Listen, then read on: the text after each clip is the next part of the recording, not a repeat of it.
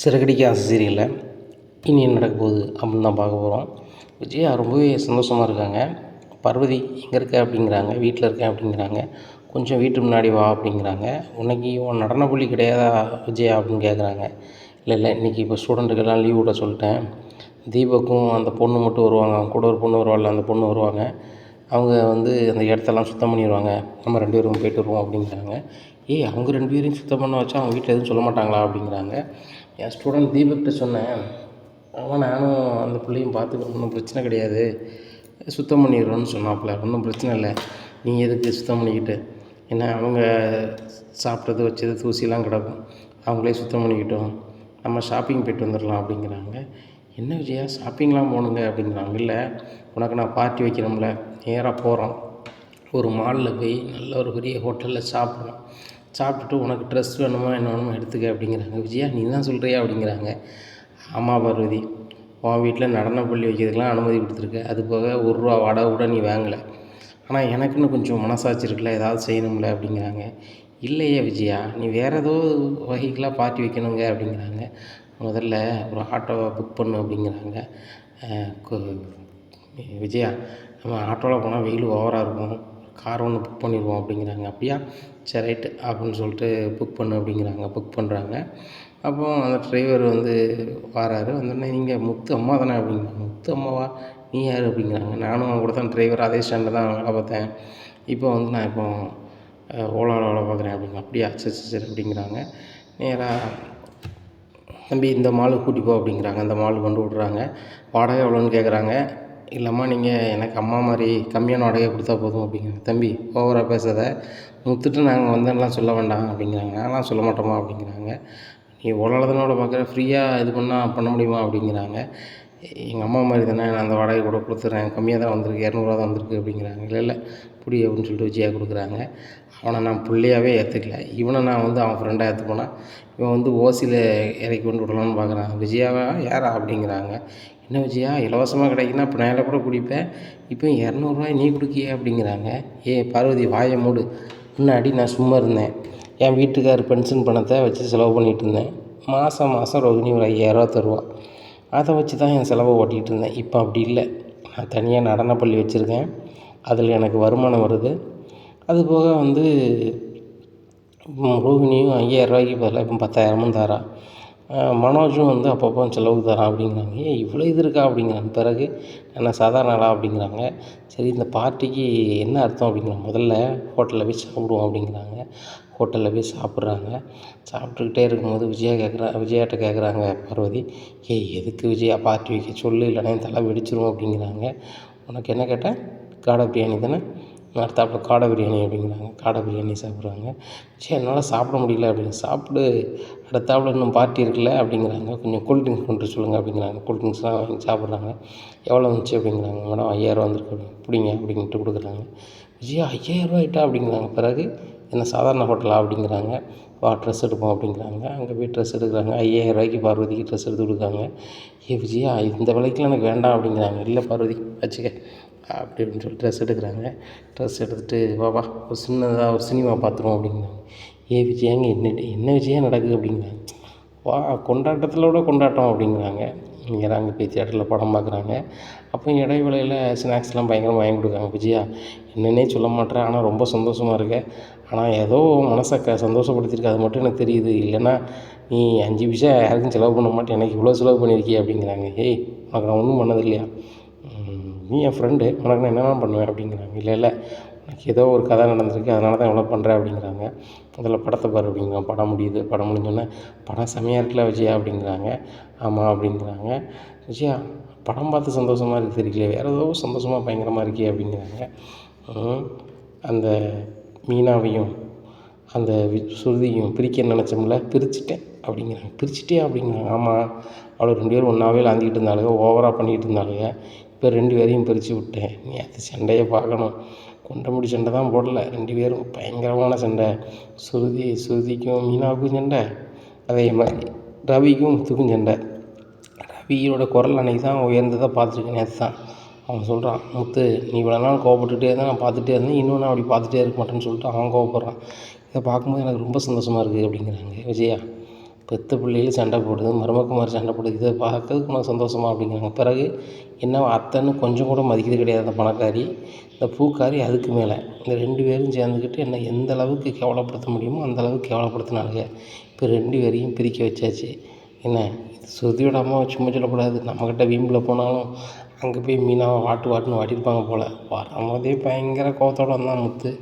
அவன் பொண்டாட்டி வந்து சுருதியை போடல. சுருதி சொல்லிட்டா, நீ உங்களுக்கு நான் குறைஞ்ச ஆளா, என் தராதரம் மீறி உங்கள்கிட்ட இப்போ இறங்கி வந்து பேசுனது தப்பு தான் அப்படி இப்படின்ட்டா. அதுபோக என்கிட்ட வந்து ஆன்ட்டி நீங்கள் சொன்னது தான் சரி, நான் தான் அவங்க மனசை கஷ்டப்படும்போது நடந்துட்டேன், அவங்க லெவல் இது தான் அப்படி இப்படின்னு பேசிட்டேன். எனக்கு பயங்கர சந்தோஷம். ஏன்னு கேட்டால் இன்னும் பணக்கார 2 மருமகளும் வந்து ஃப்ரெண்ட்லி ஆயிடுவாங்க. அவங்க பணத்தோட இணையும். என் பையங்களும் பெரிய ஆளாகிடுவாங்க. ஆனால் இந்த முத்து மீனாவும் நம்ம வீட்டில் பேசக்கூட ஆள் கிடையாது. அப்படி இருக்கும்போது நம்ம எதுக்கு மாடியில் ரூம் கட்டணும், பேசாமல் நம்ம இந்த வீட்டை விட்டே போயிடலாம் அப்படின்னு சொல்லிட்டு அவங்களே போயிடுவாங்க பார்வதி. அதுதான் இந்த சந்தோஷம் அப்படிங்கிறாங்க. அதுக்கு எப்படி அண்ணன் எப்படி விடுவாங்க அப்படிங்கிறாங்க. எந்த அண்ணன்? நான் அண்ணாமலைன்னு தான் சொல்லுவேன் அப்படிங்கிறாங்க. அந்த அண்ணன் வந்து இனிமேல் போகிற போக்க பார்த்து உங்கள் அண்ணன் அண்ணாமலை என் வீட்டுக்காரர் என்ன சொல்லுவாருன்னா, முத்து மீனா தயவுசெய்து வீட்டை விட்டு வெளில போயிரு அப்படின்னு சொல்லிடுவார். என் வீட்டுக்காரே சொல்லிட்டார், மீனா இவ்வளோ கோவப்பட மாட்டாள், இவ்வளோ கோவப்படுதலை அப்படின்னு அவரே சொல்ல ஆரம்பிச்சிட்டாரு. இது வரைக்கும் பொறுமையின் சிகரம் அந்த மீனா அப்படின்னு சொல்லிகிட்டு இருப்பார். அப்பேற்பட்ட மனுஷனே அந்த மீனாவை ரொம்ப ஒரு மாதிரி பேச ஆரம்பிச்சிட்டாரு. இன்னும் ஒன்றும் பிரச்சனை கிடையாது, நானே என் வீட்டை விட்டு அனுப்ப மாட்டான், அவங்களே போயிடுவாங்க, அவங்களே போகலனாலும் என் வீட்டுக்காரர் அனுப்பிடுவார். ஏன்னா வீட்டில் வந்து முதல் நாளே பயங்கர கொடூரம். அந்த பிள்ளை ஹோட்டலில் நான் ஆர்டர் பண்ணி சாப்பிட போகிறேன்னு சொல்லி ஆர்டர் பண்ணி சாப்பிட்டுட்டு இப்போ இன்றைக்கும் வகையால் சாப்பிடாது ஒருத்தி கையில் சாப்பிட மாட்டேங்க ஒருத்தி அப்படின்னா அப்போ எவ்வளோ வீம்பில் இருப்பான் அப்படின்னு சொல்லிட்டு பேசுகிறாங்க. அவங்க 2 பேருமே விஜயா பார்வையில் நம்ம பேசாத மாதிரி இருக்கணும், ஆனால் நம்ம நல்லாவே பேசணும் அப்படின்னு சொல்லி பேசிக்கிறாங்க. இந்த சூழ்நிலையில் வந்துட்டு சுருதி நினைக்கிறாங்க, மீனாட்ட பேசாத மாதிரியே இருந்துட்டு மீனாவை என்னெல்லாம் பாடாப்படுத்தினாங்களோ என்னெல்லாம் கொடுமை பண்ணாங்களோ அந்த கொடுமையை நம்ம வந்து கண்டிப்பாக ஆன்ட்டிக்கு பண்ணணும். ஆன்ட்டி வந்து நினச்ச நேரம்லாம் மீனாட்ட காஃபியை போடு, சோறு, அந்த சாப்பாடு செம்ம, இந்த சாப்பாடு செம்ம, அது சரியில்லை இது சரியில்லைன்னு பாடாப்படுத்துவாங்களோ அதே மாதிரி நம்ம பாடாப்படுத்தணும்.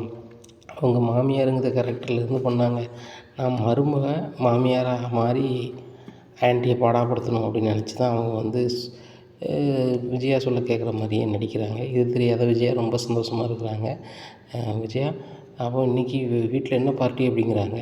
பார்ட்டிலாம் ஒன்றும் கிடையாது, எப்படியும் 2 நாளைக்கு மீனா சரியாக சமைக்க மாட்டான், அதான் போகும்போது எனக்கு என் வீட்டுக்காருக்கும் சாப்பாடு வாங்கிட்டு போகணும் அப்படிங்கிறாங்க. நேரம் அவ்வளோ ஆகலையே அப்படிங்கிறாங்க. இப்போ நேரம் அவன் வீட்டுக்கு போவோம், வீட்டுக்கு போயிட்டு மதியம் வந்து அவள் வந்து என் வீட்டுக்காருக்கு கஞ்சி காய்ச்சி வச்சுருக்கா, கஞ்சி தண்ணிமே தான் குடிப்பார், மாத்திரை போட்டுப்பார். நைட்டு நான் வந்து பிரியாணி வாங்கிட்டு போயிடுறேன் அப்படிங்கிறாங்க. விஜயா நைட்டு பிரியாணி என்னெல்லாம் சாப்பிடாது, இட்லி தான் சாப்பிடும் அப்படிங்க. சரி இட்லி வேணால் நான் வச்சு தரேன், எனக்கு ஒரு டிஃபன் பாக்ஸில் கொண்டு போ அப்படிங்கிறாங்க.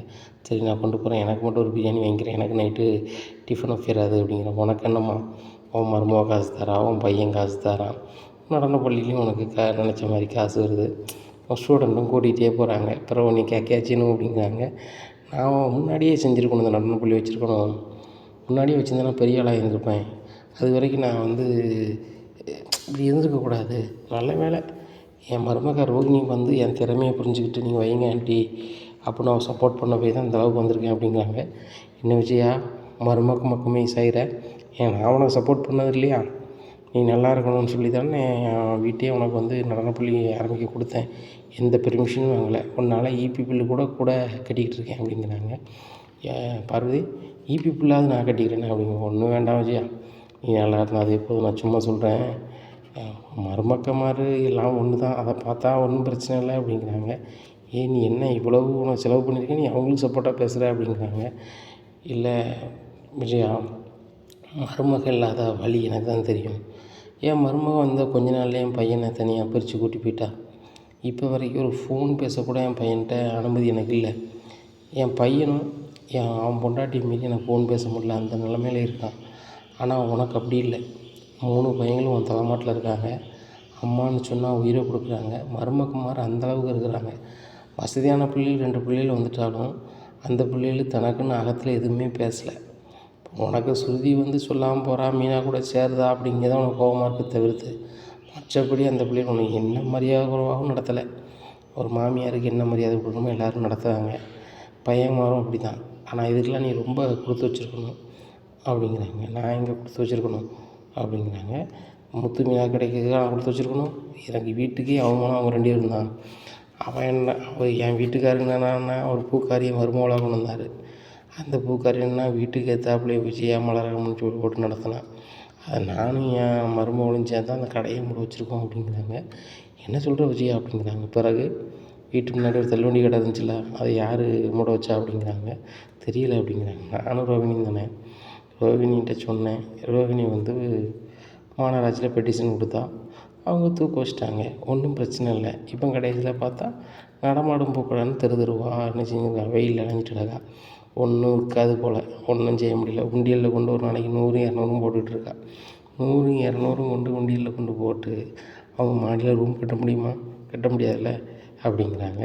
உடனே பார்வதி சொல்கிறாங்க, அவங்க தான் சிறந்த தம்பதிங்கிற போட்டியில் கலந்துக்கிட்டு 1 லட்ச ரூபா பரிசு வாங்கியிருக்காங்களா அப்படிங்கிறாங்க. பார்வதி, நீ லூஸா? மேலே 2 ரூம் கட்டினா கிட்டத்தட்ட 5 லட்ச ரூபாய்க்கு ஆகும். அவங்க வச்சுருக்குது 1 லட்சம். இன்னும் 200 அவங்க ஒரு மாதம் போட்டாலும் எவ்வளோ வரும்? 6000 தானே வரும் அப்படிங்கிறாங்க. ஆமாம், என்ன அப்போ ரொம்ப நாள் ஆயிருமோ அப்படிங்கிறாங்க. பல வருஷம் ஆயிரும்.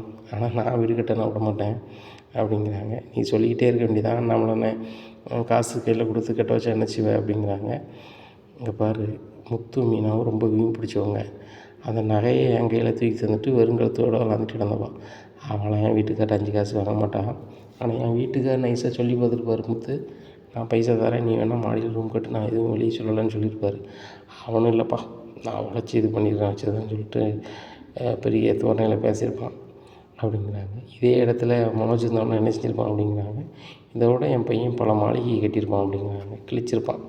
அவன் வீட்டுக்கார்ட்ட பணத்தை வாங்கி மாடியில் 2 ரூம் கட்டியிருப்பான் அப்படிங்கிறாங்க.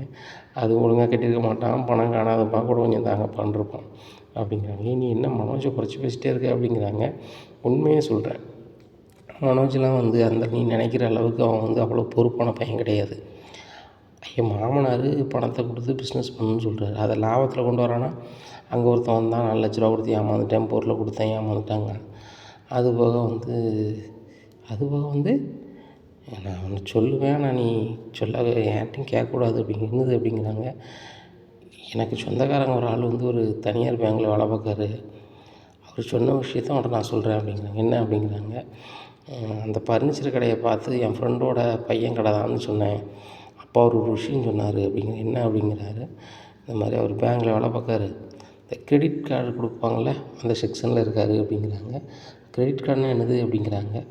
விஜயா, நான் கேட்டு தெரிஞ்சுக்கிட்டு தான் உன்ட்ட சொல்லுதேன், சொல்லலாமா அப்படி அப்படிங்கிறாங்க. சொல்லு பார்வதி, எனக்கு பதறதை சொல்லு அப்படிங்கிறாங்க. அந்த கார்டை கொண்டு கொடுத்தா அதில் வந்து 10 லட்ச ரூபா எடுத்து செலவு பண்ணிக்கலாமா. அப்படியா, அப்போ நம்மளுக்கு 2 கார்டு வாங்கு அப்படிங்கிறாங்க. அதெல்லாம் சும்மா தர மாட்டாங்க, பிஸ்னஸ் பண்ணுறவங்க பெரிய பெரிய ஆளுகள் தான் கொடுப்பாங்க அப்படிங்கிறாங்க. ஓ, மனோஜுக்கு தான் கொடுத்துருக்காங்களா அப்படிங்கிறாங்க. சும்மா கொடுக்கல பார்வதி சொல்கிறாங்க. விஜயா, சும்மா கொடுக்கல, அதை கொடுத்துட்டு அதுக்கு வட்டி வாங்குவாங்க. மனோஜ் வந்து அதை எடுத்துருப்பான்னு நினைக்கிறேன் அப்படிங்கிறாங்க. எடுத்துருப்பானா?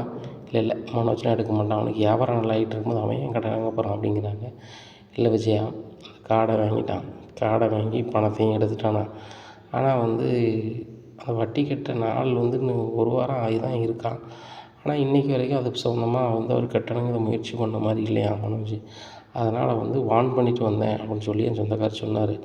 அதை கேட்டுட்டு தான் எனக்கு ஒரு மாதிரி இருந்துச்சு, உன்ட்ட சொல்லவா வேண்டாமான்னு நினச்சேன், வேறு வழியே இல்லாமல் உன்ட்ட சொல்கிறேன் அப்படிங்கிறாங்க. என்னது 10 லட்ச ரூபா லோன் எடுத்துருக்கேன், கட்டுறதுக்கு 4 வந்து கட்டுறதுக்கு முடியாமல் முடிச்சிட்ருக்கான் அப்படிங்கிறாங்க. ஆமாம் விஜயா அப்படிங்கிறாங்க. உடனே பார்வதி சொன்ன உடனே பதறி போய் ஃபோன் அடிக்காங்க. விஜயா, டேய் மனோஜ், 10 லட்ச ரூபா நீ வந்து பேங்க்கில் கிரெடிட் கார்டில் லோன் எடுத்துருக்கியாடா அப்படிங்கிறாங்க. இந்த விஷயம் அம்மாவுக்கு எப்படி தெரிஞ்சு அப்படின்னு சொல்லிட்டு, இல்லைம்மா அப்படி இப்படிங்கிறாங்க. டேய் உண்மையை சொல்கிறா அப்படிங்கிறாங்க. ஆமாம், 10 லட்ச ரூபா லோன் எடுத்து தான் மேடம் உங்களுக்கு அன்றைக்கி புடவை, எனக்கு ஒரு 50,000 ரூபாய்க்கு வாட்ச்சு, ரோகிணிக்கு தாலி கொடியெல்லாம் வாங்கிட்டு வந்தேன் அப்படிங்கிற. டேய் கடன் வாங்கி இது வாங்கணுமாடா இப்போ இருக்க நிலைமையில் அப்படிங்கிறாங்க. இல்லைம்மா, பிஸ்னஸ் பண்ணும்போது வந்து தங்கச்சின்னு இல்லாமல் ரோகிணி எங்கெங்கே வந்துட்டு போகுது, நல்ல கௌரவமாக இருக்காதுமா, என் ஸ்டாஃப்லாம் வந்து ஓனரோட வீட்டம்மான்னு மரியாதையாக பார்ப்பாங்க, அப்படி இருக்க இடத்துல வந்து வெறும் கழுத்தோடு வந்தாலும் நல்லா இருக்காதம்மா அப்படிங்கிறாங்க. டேய் நீ கடன் வாங்கியாடா போடணும், லாபத்தில் போட வேண்டியதுனடா, நீ தான் லாபம் வருதுன்னு சொல்லிகிட்டு இருக்கியா அப்படிங்கிறாங்க. ஏம்மா, நான் சும்மா பில்டப் பண்ணிகிட்ருக்கேம்மா அந்த முத்து முன்னாடி, லாபம் வரல ஒன்றும் வரலம்மா, பிஸ்னஸ் ஏதோ போயிட்டுருக்குமா, ஆனால் லாபமே இல்லைம்மா, ஏதோ ஓடிட்டுருக்குமா, சம்பளத்துக்கு தான் ஓடுதுமா அப்படிங்கிறாங்க. டேய் என்னடா சொல்கிற, அந்த முத்து மீனா நகைக்கு இவ்வளோ பணமும் 2 லட்சம் கொடுக்கணும், உங்கள் அப்பாவுக்கு வேறு 50,000 ரூபா தரேன்னு சொல்லியிருக்கேடா அப்படிங்கிறாங்க. என்ன செய்யன்னு தெரில அப்படிங்கிறாங்க. என்ன செய்யன்னு தெரிலையா? இப்போ ஒரு 50,000 கொடுக்கணும்னா என்ன பண்ண போகிற அப்படிங்கிறாங்க. அதாம்மா ஒரு ஆள்கிட்ட கடன் கேட்டிருக்கேன் அப்படின்னா. டேய் ஏற்கனவே பேங்க்கில் வாங்கின கடனை கொடுக்காம இருக்க, அதுக்கு விசாரிச்சுட்டு போயிருக்காங்க. இதெல்லாம் உனக்கு எப்படிம்மா தெரியும் அப்படிங்கிறாங்க. எனக்கு எல்லாம் தெரியும்டா, அந்த கிரெடிட் கார்டு கொடுத்தவர பார்வதியோட சொந்தக்காரர் தான், அவர் சொல்லி தான் எனக்கு எல்லாம் தெரியும் அப்படிங்கிறாங்க. ஆகா, அவர் பார்வதி அத்தைக்கு சொந்தக்காரரா அப்படின்னு சொல்லிட்டு சரிம்மா சரிம்மான்னு ஃபோன் வச்சிடுறாங்க. ரோஹிணி கடைக்கு வராங்க. என்ன மனோஜ் என்ன செஞ்சிட்ருக்கீங்க அப்படிங்கிறாங்க. அம்மாட்ட பேசிகிட்டு இருந்தேன் அப்படிங்கிறாங்க. வியாபாரத்தை பார்க்கலாம்ல, எங்கள் அம்மாட்ட பேசிகிட்டு இருக்க தான் வீட்டில் போய் பேசலாம்ல அப்படிங்கிறாங்கல்ல. அவங்க தான் ஃபோன் பண்ணாங்க அப்படிங்கிறாங்க. என்ன விஷயம் ஃபோன் பண்ணாங்க ஆண்டி அப்படின்னு கேட்குறாங்க. கிரெடிட் கார்டில் லோன் எடுத்தது தான் அம்மாவுக்கு தெரிஞ்சுட்டு அப்படிங்கிறாங்க. அது எப்படி தெரியும், நீ சொன்னியா அப்படிங்க. நான் சொல்லலை, பார்வதி ஆண்டி சொல்லியிருக்காங்க அப்படிங்கிறாங்க. பார்வதி ஆண்டிக்கு எப்படி தெரியும் மனோஜ் அப்படின்னு கேட்குறாங்க. பார்வதி ஆண்டிக்கு நான் சொல்லலை, கிரெடிட் கார்டு லோன் கொடுத்த செக்ஷனில் உள்ளவர் பார்வதி ஆண்டிக்கு உறவினராம். அவரும் நம்ம கடைக்கு போய்ட்டு கிராஸ் பண்ணி வந்திருப்பார் போல். என்ன இங்கே தூரமானு கேட்கும்போது இந்த கடைக்கு தான் வந்தேன் அப்படிங்கும்போது பார்வதி ஆண்டி இது என் ஃப்ரெண்டோட பையன் கடை தான் அப்படின்னு சொல்லும்போது, அந்த பையன் கிரெடிட் கார்டு லோன் வாங்கியிருக்கான், கெட்ட நாட்கள் கெட்டதாக தான் வான் பண்ணிட்டு வரேன் அப்படின்னு சொல்லிட்டு போகிறாராம். இதை அம்மாட்ட சொல்லிட்டாங்க அப்படிங்கிறாங்க. என்ன மனோஜ் இப்படி பண்ணி வச்சுருக்க, இப்போ ஆண்டி நம்ம வீட்டில் நமக்கு மரியாதையே இருக்காது, ஏற்கனவே சுருதியை இப்போ தலையில் தூக்கி வச்சு ஆடுதாங்க, ஏன் உன்னை தானே அம்மாவுக்கு பிடிக்கும் அப்படிங்கிறாங்க. என்ன தான் பிடிக்கும், ஸ்ருதி உங்கள் அம்மா பேச்சை கேட்டாங்க அப்படின்னு சொல்லிட்டு ஸ்ருதிக்கு இனிமேல் எதனாலும் பார்த்து செய்யணும் அப்படின்னு சொல்லிட்டு அவங்களுக்குள்ளேயே பேசிகிட்டு இருக்காங்க. நான் அதை கேட்டேன். அதுபோக என்னையை கூட ஸ்ருதி நல்லா பேசுமா வைமான்னு சொன்னாங்க. இப்போ நீ வேறு லோன் வாங்கியிருக்கேன்னு தெரிஞ்சால் உனக்கு மரியாதையே இருக்காதா மனோஜ், எனக்கும் இருக்காது அப்படிங்கிறாங்க. இது எப்படியாவது இந்த லோனை அடைக்கணுமே அப்படிங்கிறாங்க. ரோஹிணி இது என்ன செய்ய போகிறான்னு தெரியல, வீட்டுக்கு வேறு அப்பாவுக்கு ஒரு 50 ரூபா கொடுக்கணும் அப்பா கணக்கில், இந்த முத்துக்கு மீனாவுக்கும் பணம் தரேன்னு சொன்னால் அதை கொடுக்கலையே அப்படிங்கிறாங்க. உடனே அது வேறு இருக்குல்லண்ணே அப்படின்னு சொல்லிட்டு முடிக்கிறாங்க. நான் வேறு அந்த முத்துட்டு தாரேன்னு சொல்லியிருக்கேனே, எப்படி கொடுக்க போகிறேன்னு தெரியலையே, அவன் வேறு சும்மா விட மாட்டானே அப்படி இப்படின்ட்டு இருக்காங்க. மனோஜ் பேசாமல் ஒன்று செய்யுங்க மனோஜ், இந்த செயினை கொண்டு அடை வச்சுட்டு வாங்க, உங்கள் அப்பாவுக்கு ஒரு 50,000 முத்துக்கு 2 லட்ச ரூபாயும் கொடுத்துருவோம் அப்படிங்கிறாங்க. உடனே ரோஹிணி அதை நம்ம கொடுத்துட்டோம் அப்படின்னு சொன்னால் பேங்க் எப்படி கொடுக்குறது அப்படிங்கிறாங்க. மனோஜ் இந்த செயினை விற்றுருங்க, எவ்வளோ வருதுன்னு பாருங்கள் அப்படிங்கிறாங்க. ரோஹிணி நான் வாங்கும்போது ஒரு 4 லட்ச ரூபாய்க்கு வாங்கணும்னு நினைக்கிறேன் அப்படிங்கிறாங்க. இல்லைங்க மனோஜ், எப்படியும் ஒரு 50,000 குறைய தான் சொல்லுவாங்க, 3.5 லட்ச ரூபா தருவாங்க. அந்த 3 லட்ச ரூபா வாங்கிட்டு 2 லட்ச ரூபா நம்ம வீட்டுக்கு கொடுத்துருவோம். ஏன்னா இன்னும் 1 லட்ச ரூபா இருக்கும், பேங்க்கில் போய் இந்த 1 லட்ச ரூபாய்க்கு கட்டுவோம். கட்டிட்டு எங்களுக்கு டைம் வேணும்னு கேட்பாங்க, டைம் கொடுப்பாங்க, அப்படி கொஞ்சம் கொஞ்சமாக கட்டிடுவோம் மனோஜ், தான் வழி அப்படிங்கிறாங்க. சரி ரோஹிணி அதை செஞ்சுருவோம் அப்படின்னு சொல்லிட்டு போவோம் அப்படிங்கிறாங்க. மனோஜ் நீங்கள் போய்ட்டு வாங்க, நான் கடையில் இருக்கேன், 2 பேரும் போனால் சரி வராது அப்படிங்கிறாங்க. அதுவும் சரி தான் அப்படின்னு சொல்லிட்டு அதே கடைக்கு போகிறாங்க. இந்த சூழ்நிலை அந்த கடைக்காருக்கு ரொம்பவே சந்தேகமாகுது. இந்த ஆள் பக்கா டீசெண்டாக இருக்கார், ஒவ்வொரு நகையாக கொண்டு வச்சிட்ருக்காரு, எல்லாமே லேடிஸ் நகை. உண்மையிலே இவர் நகை தானா அப்படி இப்படின்னு சொல்லிட்டு நினைக்கிறாரு. உடனே போலீஸுக்கு தகவல் சொல்கிறாரு. சார் இவர் யார் என்ன வரும்னு தெரில, ஐடி ப்ரூஃப்னு தரமாட்டாரு கேட்டால், ஆனால் ஒவ்வொரு நகையாக கொண்டு விற்கிறாரு. அன்றைக்கி என்ன ஒரு லேடிஸ் நகையை விற்றாரு, இன்றைக்கி என்ன லேடிஸ் நகையை விற்கிறாரு, இவர் பார்க்க டவுட்டாக இருக்குது, மொழி கூட திருட்டு மொழி முழிக்காரு அப்படிங்கிறாங்க. போலீஸ் வராங்க. மிஸ்டர் மனோஜ் வண்டியில் ஏறுங்க அப்படிங்கிறாங்க. எனக்கு தான் கார் இருக்குது அப்படிங்கிறாங்க. உனக்கு கார் இருக்கட்டும், உன் காரையும் போலீஸ் ஸ்டேஷனுக்கு கூட்டி போயிடுவாங்க, நீ ஸ்டேஷனுக்கு வான்னு சொல்லிட்டு ஸ்டேஷனுக்கு கூட்டி போயிடுறாங்க. சார் நீ யாருன்னு தெரியாமல் பேசிகிட்டு இருக்கீங்க அப்படிங்கிறாங்க. டேய் உன்னை மாதிரி ஆள் எல்லாருமே இப்படி தான் சொல்லுவான், ஸ்டேஷனில் விசாரித்தா தெரியும் அப்படின்னு சொல்லிட்டு நினைக்கிறாங்க. இந்த சூழ்நிலையில் ரோஹிணிக்கு ஃபோன் அடிக்கிறான். ரோஹிணி என்ன போலீஸ் கூப்பிட்டு போகிறாங்க அப்படிங்கிறாங்க. எங்கே கூப்பிட்டு போகிறாங்க அப்படிங்கிறாங்க. நான் நம்ம நகையை விற்க போனேன், இப்போ என்னன்னா நான் ஒவ்வொரு வாட்டி நகையை கொண்டு விற்காமனு சொல்லிட்டு ஏற்கனவே ஒரு நகையை விற்றோம்னா அதே கடைக்கு போனேன், அவர் பொம்பளைகளுக்கு நகையாக விற்றுட்ருக்காரு, ஒரு நாள் டவுட்டாக இருக்குது, முடியும் சரியில்லை அதுவும் சரியில்லைன்னு சொல்லிட்டு போலீஸுக்கு ஃபோன் அடித்தார். போலீஸ் நீங்கள் கூட்டி போயிட்டாங்க ஸ்டேஷனுக்கு, நீ ஸ்டேஷனுக்கு வா அப்படிங்கிறாங்க. மனோஜ் நான் வரேன் அப்படின்னு சொல்லிட்டு விஜயாவுக்கு ஃபோன் அடிக்கிறாங்க. ஆண்டி இவங்க பையனை போலீஸ் பிடிச்சிட்டாங்களா அப்படிங்கிறான்ட்டு சொன்னோன்னே விஜயா வீட்டில் கதறுதாங்க. கதறினோன்னே அந்த நேரத்தில் முத்து வராரு. என்னாச்சு அப்படிங்கிறாங்க. மனோஜை போலீஸ் பிடிச்சிட்டாங்களாண்டா அப்படிங்கிறாங்க. அவங்க அண்ணாமலே வந்துடுறாங்க. என்ன விஷயம் நடக்குது, என்ன செஞ்சாங்க அப்படிங்கிறாங்க. தெரிலங்க, ஏதோ நிறைய விற்க போனானா, விற்கும்போது போலீஸ் பிடிச்சிட்டாங்களாம் அப்படிங்கிறாங்க. உடனே முத்து இவன்ட்டு எது நகை எதுவும் கிடையாது, இவன் என்ன நகை விற்க போனான், அப்போ இவன் பர்னிச்சர் கடை நடத்த போலையா அப்படிங்கிறாங்க. டேய் அங்கே போனால் தண்டை தெரியும் அப்படிங்கிறாங்க. எல்லாருமே ஸ்டேஷனுக்கு போகிறாங்க. ஸ்டேஷனுக்கு போனோன்னே இந்த தாலிக்கொடி யார் தாலிக்கொடி அப்படிங்கிறாங்க. அப்புறம் ரோஹிணி கரெக்டாக வந்துடுறாங்க. என்னோடய தாலிக்கொடி அப்படிங்கிறாங்க. இதுக்கு பில்லு இருக்கா அப்படிங்கிறாங்க. உடனே மனோஜ் சொல்கிறாங்க, இந்த கடையில் எடுத்தேன், இதுக்கு பில்லு நான் தொலைச்சிட்டேன், ஆனால் இந்த கடையில் தான் எடுத்தேன் அப்படிங்கிறாங்க. அந்த கடை ஓனர் வர சொல்கிறாங்க. வராரு. அவன் சார் இவர் எங்கள் கடையில் தான் எடுத்தார் அப்படிங்கிறாங்க. சார் இதுக்கு எதுக்கு சார் கூப்பிட்டு வந்தீங்க ஸ்டேஷனுக்கு, நான் ஒரு பிஸ்னஸ் மேன், அசிங்கப்படுத்திட்டீங்க, நான் மானஸ்ட் வழக்கு போடாமல் விட மாட்டேன், வைக்க மாட்டேன் அப்படிங்கிறாங்க. சார் இங்கே பாருங்கள், அந்த நகை கடைக்காரங்க எங்களுக்கு கால் பண்ணாங்க, நாங்கள் சார் இன்னைக்கு கூப்பிட்டோம், நீங்கள் வந்து இப்படி பண்ணுவீங்க, பிஸ்னஸ் பண்ணுவீங்கன்னு எனக்கு தெரியாது, எங்களுக்கு டவுட் இருந்துச்சு விசாரித்தோம், அது போக உங்கள் மொழி திருட்டு மொழியாக இருந்துச்சு அப்படிங்கிறாங்க. உடனே முத்து சொல்கிறார், சார் அவன் மொழி திருட்டு மொழி தான், 1000 திருடனுக்குள்ளே 1000 பொறுத்ததுக்கும் ஒரு 1000வது பொறுத்தது கூட ஒரு பொருந்து வர அந்த அளவுக்கு இருப்பாங்க அப்படிங்கிறாங்க. உடனே விஜயா சொல்கிறாங்க, டே ஸ்டேஷன் வந்து இப்படியே பேசிகிட்டு இருப்பேன் அப்படிங்கிறாங்க. முத்து முதல்ல வீட்டுக்கு போகலாம்னு சொல்லிட்டு வீட்டுக்கு போயிடுறாங்க. வீட்டுக்கு போய் மனோஜ்கிட்ட கேட்குறாங்க, டே இப்போ தாலிக்கொடி ரோகிணி தாலிக்கொடி வைக்கிறதுக்கு இப்போ என்னடா அவசியம் அப்படிங்கிறாங்க. இல்லைப்பா எனக்கு கொஞ்சம் நெருக்கடி அப்படிங்க. என்ன நெருக்கடி அப்படிங்கிறாங்க. எல்லாம் அந்த முத்து மீனா அவ்வளோதான் அப்படிங்கிறாங்க. பார்த்தீங்களாங்க, இந்த முத்து மீனா அந்த வீட்டில் இருந்தால் நிம்மதியாக இருக்குன்னு சொன்னீங்களே நீங்கள், இப்போ நிம்மதியை கெடுக்கிறதே இவங்க 2 பேரும் தான், இவங்களை முதல்ல வீட்டை விட்டு அனுப்புங்க அப்படிங்கிறாங்க. என்னம்மா சொல்கிறாங்க, என்ன ஏதுன்னே விசாரிக்காமல் உடனே வீடு விட்டு போனால் எப்படி போகிறது, என்ன விஷயம் அதை சொல்லு அப்படிங்கிறாங்க. இல்லைப்பா இவங்களுக்கு ஏற்கனவே 2 லட்சம் கொடுக்கணும், உங்களுக்கு ஒரு 50,000 தரணும்லப்பா, அதுக்கு தான்ப்பா நான் விற்க போனேன் அப்படிங்கிறாங்க. முத்து சிரிக்கிறார், எப்பா என் பொண்டாட்டி நகையை திருடியிருக்கான், அதை திருப்பி கேட்டால் என்னால் தான் விற்க போனோம்னா இது என்னப்பா கதையாக இருக்குது, இவன் திருடாமல் இருந்தாலும் தர வேண்டிய அவசியமே கிடையாது, மொத்தத்தில் இவன் பார்க்குற வேலையெல்லாம் திருட்டு வேலை, போலீஸ் கரெக்டாக தான் புரிஞ்சுட்டு கூட்டி போயிருக்காங்க, நம்ம மட்டும் கொஞ்சம் போகாமல் இருந்தோம்னா ஆளை ரிமாண்ட் பண்ணியிருப்பாங்க அப்படிங்கிறாங்க. டேய் அதுக்கு என் பொண்டாட்டி விட மாட்டா அப்படிங்கிறாங்க. டேய் உன்னை உள்ளே போக வச்சதே உன் பொண்டாட்டி தாண்டா அப்படிங்கிறாங்க. நான் ஏன் உள்ளே போக வச்சேன் அப்படிங்கிறாங்க. நீ அந்த நகையை நீ தான் விற்றுட்டுவான்ருக்கேன், விற்க வேண்டாம்னு சொல்லியிருந்தேன்னா அவன் போயிருக்க மாட்டான் அப்படிங்கிறாங்க. சரி முத்து உங்களுக்கு 2 லட்ச ரூபா தரணும்னா தர வேண்டாம்னு சொல்லுங்கள், நான் விற்கலை அப்படிங்கிறாங்க. தர வேண்டாம்னு சொல்லணுமா, முதல்ல 2 லட்ச ரூபா மீனாவுக்கு வந்திருக்கணும், அப்பாவுக்கு 50 ரூபா வந்திருக்கணும் அப்படிங்கிறாங்க.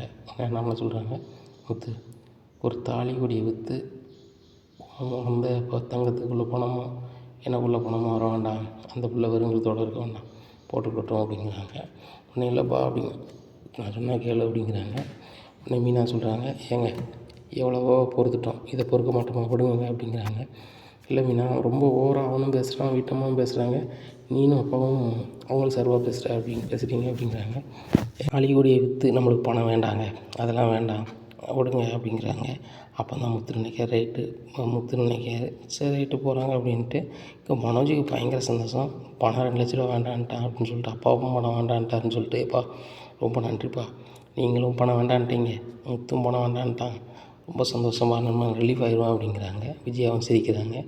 உடனே முத்து சொல்கிறாரு, டே என்ன இந்த தாலி கொடியை விற்று தான் பணம் வேண்டாம்னு நான் சொன்னேன், அப்பா பணம் வேண்டாம்னு அப்பா சொல்லிச்சு, இப்போ எனக்கு எப்படி அது தெரியாது, குறிப்பிட்ட நாளில் மீனாவுக்கு தர வேண்டிய பணமும் அப்பாவுக்கு தர வேண்டிய பணமும் தரலை அப்படின்னு சொன்னால் கடைக்கு ஓனர் நீயாக இருக்க மாட்டேன், என்ன இந்த கார் டிரைவர் முத்து ஓனராக இருப்பார் சரியா அப்படிங்கிறாங்க. என் கடைக்கு நீ எப்படி ஓனராக இருப்ப அப்படிங்கிறாங்க. எங்கள் அப்பா பணத்தை நீ வம்பாக்குவேன், என் பொண்டாட்டி நகையை விற்று நீ வந்து அதை பொருளை ஒரு கதையாக்குவேன், நான் மட்டும் நான் பார்த்துட்ருக்கேன்னா உன் கடையை மேனேஜ் பண்ணதுக்கு மீனா நகையை விற்று தானே மேனேஜ் பண்ணியிருக்கேன், அப்போ அந்த கடையில் எனக்கு பங்கு இருக்கலாம் அப்படிங்கிறாங்க. அவர் மனோஜ் திருதுன்னு முடிக்கார். ஆகா இருந்திருந்தும் கடையை பங்கு கேட்க ஆரம்பிச்சிட்டானா அப்படின்னு சொல்லிட்டு மனோஜ் சீக்கிரம் அவங்க பணத்தை கொடுத்துருவோம் அப்படி இப்படிங்கிறாங்க. சரி ரோகிணி கடைக்கு நேராகிட்டு நான் போகிறேன்னு சொல்லிட்டு கடைக்கு போகிறாங்க. கடைக்கு போனோன்னா ஸ்டாஃப் எல்லாம் சிரித்து பேசிகிட்டு இருக்காங்க. பேசிகிட்டு இருக்கும்போது மனோஜ் ரொம்பவே கத்துறாரு. கத்துனோன்னே என்ன ஓனர்லாம் இப்படி தான் இது பண்ணிட்டு இருப்பீங்களா அப்படிங்கிறாங்க. சார் 2-3 கஸ்டமர் வந்தாங்க சார், வேலை எங்களுக்கு ஒரு சில வேலை தெரியல, அல்லது எல்லா வேலையும் ஸ்டிக்கர் ஒட்டியிருக்கா அப்படிங்கிறாங்க. இல்லை சார் ஓனர்கிட்ட தான் பேசுவோம், ஓனர்கிட்டனா குறைச்சி வாங்கலாம், நீங்கள் என்ன எப்படி வாங்க முடியும் அப்படின்னு போயிட்டாங்க அப்படிங்கிறாங்க. ஓ அது வேறையா அப்படின்னு சொல்லிட்டு, சரி ரைட்டு நான் இல்லாத நேரம் நீ வந்து ஓனர்னு சொல்லி நீ பைசாவை குறைச்சி எல்லா பொருளையும் ஒரு 1000 ரூபா மட்டும் அதுக்கு மேலே குறைக்காத அப்படின்னு சொல்லிடுறாங்க. சரி சார் அப்படின்றாங்க. ரைட்டு நம்ம ஓனரே சொல்லிட்டான், நம்ம ஓனரில் அந்த நல்லா விற்க வேண்டியதான், பொருளோட விலையை கூட்டி நம்ம பில்லை போட்டு விற்றுற வேண்டியதான் அப்படின்னு நினைக்கிறாங்க. இந்த சூழ்நிலையில் மனோஜ் வந்து கல்லால் உட்காந்துருக்காரு. சார் நேரம் ஆகிட்டு அப்படிங்கிறாங்க. சரி ரைட்டு அப்படின்ட்டு கடையை அடைச்சிட்டு வீட்டுக்கு போகிறாங்க. இங்கே ரவியும் ஸ்ருதியும் வராங்க. வந்தோடனே ஸ்ருதிமா சாப்பிட வரலையா அப்படின்னு கேட்குறாங்க. அந்த மீனை சமைக்கிறத சாப்பிட மாட்டேன் ஆண்டி அப்படின்னு சொல்லி சும்மா அது வீம்பு பண்ணுறாங்க. சாப்பிட மாட்டேன் ஏம்மா அப்படிங்கிறாங்க. இல்லை சாப்பிட மாட்டேன். ஏம்மா அவள் சமைச்சாலும் நம்ம தானம்மா வாங்கி கொடுக்கணும் எல்லா பொருளையும், நீ சாப்பிடணும் உரிமை இருக்குமா அப்படி இப்படிங்கிறாங்க. ஆண்டி அவங்க சமைச்சாங்க நான் சாப்பிட மாட்டேன் அப்படிங்கிறாங்க. அப்போ யார் சமைச்சம்மா சாப்பிடுவேன் அப்படிங்கிறாங்க. என் மேலே இவ்வளோ பாசமாக இருக்கீங்க ஆண்டி, நீங்கள் சமைங்க நான் சாப்பிட்றேன் அப்படிங்கிறாங்க. அப்படியேம்மா சொல்கிறேன், உனக்காக நான் சமைக்கிறேம்மா அப்படின்னு சொல்லிட்டு உனக்கு என்னம்மா வேணும் அப்படிங்கிறாங்க. ஆண்டி உங்களுக்கு முருகலா தோசை சுட தெரியுமா அப்படிங்கிறாங்க. சுட தெரியும் அப்படிங்கிறாங்க. முருகலா தோசை சுட்டு அதுவும் நெய்யில் சுட்டு அதுக்கப்புறம் வந்து தேங்காய் சட்னியில் வந்து பொரிக்கடலை நல்லா தூக்கலாக போட்டு ஒரு சட்னி வைங்க.